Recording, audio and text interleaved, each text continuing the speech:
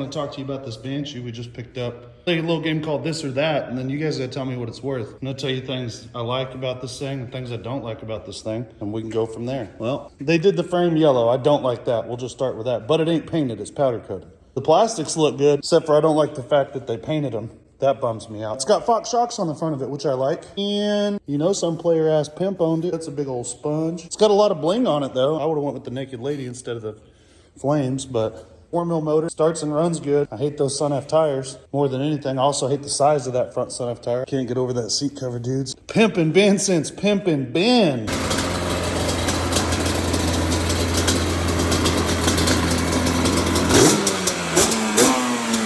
Every Tuesday and Thursday, we got new videos for all of December. So my question for y'all is, in your city, town, you know, local to you, what's this pile bring? I even have the back fenders, right? Let me know in the comments, dudes. Full video coming soon.